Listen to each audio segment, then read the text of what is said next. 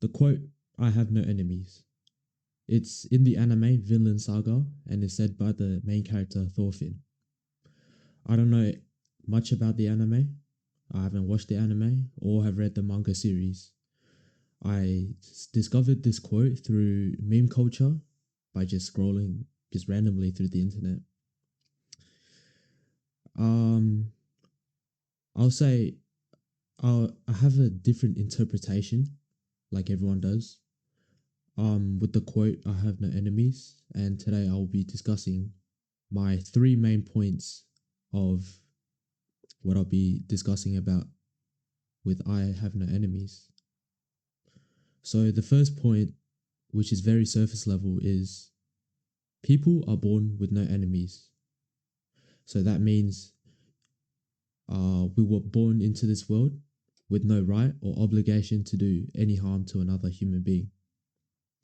With that being said, I believe that the purpose we were put on to this world for was to be stewards of this earth, to be caring, to sustain, and to nurture for future generations of people to live on here.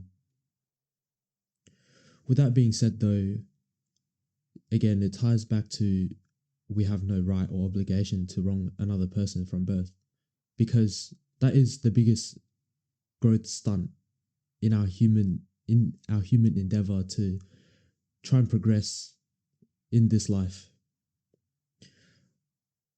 The next point I have is we have enemies because we make them real. So what do I mean by that? In today's society, I see especially is people and just I guess subcultures. There are subcultures. You know, the right versus the left, the red pill versus blue pill.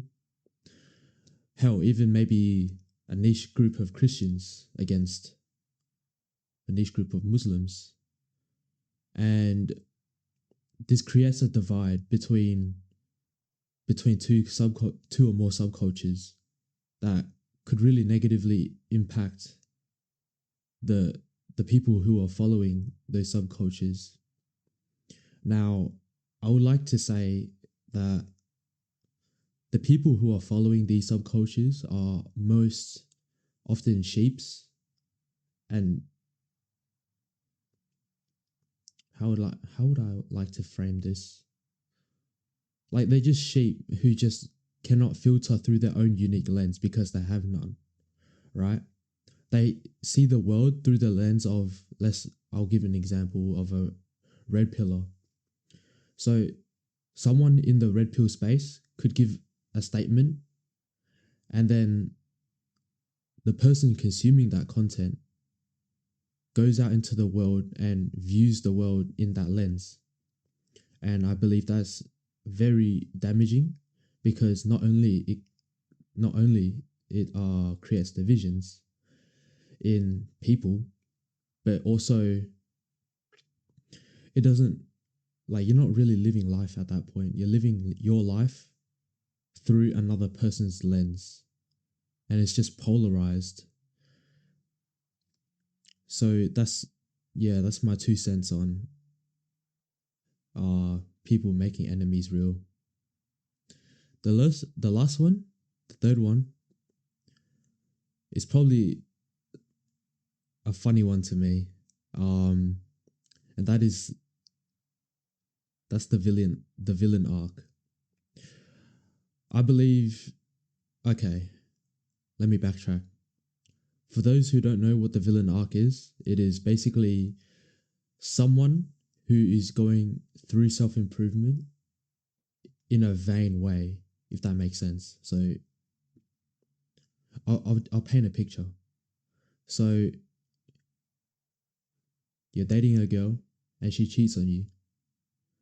You embark on the villain arc to try and get back at her or the person who she's cheating on you with. But at the end of the day, both of them don't care. And I believe that is a purposeless way to live life. That is just, at the end of the day, mental masturbation. that is just not fulfilling your purpose, your true core purpose, like fruitfully. And it's sad to see because these people these people have a limited willpower, and they use their willpower not for themselves but to try and get back at another person, which why, like, that's just such a waste of your time. You might as well spend it elsewhere.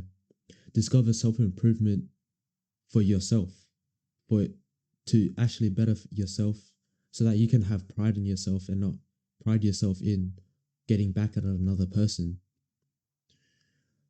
And my last point is, our biggest enemy is ourselves. This contradicts the notion of I have no enemies, because I just literally said the biggest enemy is yourselves. But it's a true saying.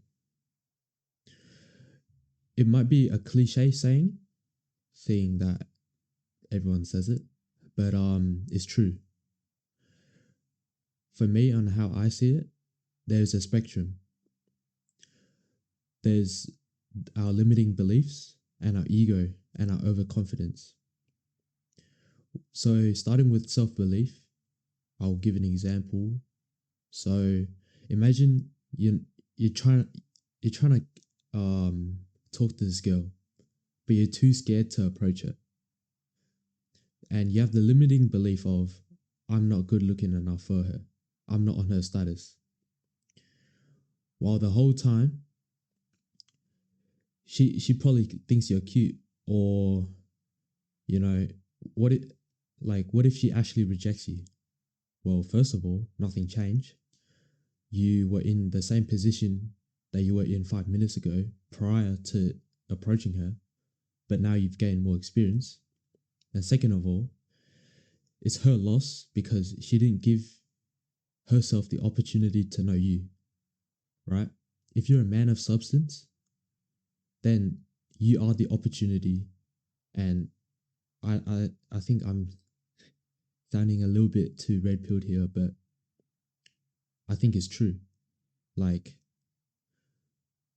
you're no one, like, rejection at the end of the day is at the other person's loss, because they didn't want to give you the opportunity to introduce yourself properly behind the mask that is your external body. Now, tipping onto the other side of the scale is our ego and hubris. Now, this is a big one, because a really simple example is not taking up an opportunity because you're too big for that opportunity, and you may think, like, this is not a big enough of an opportunity for you to undertake, or not taking advice from someone who is lower on the hierarchy than you. And I believe that that's a really damaging way to go about life, because you should always strive to learn more and more.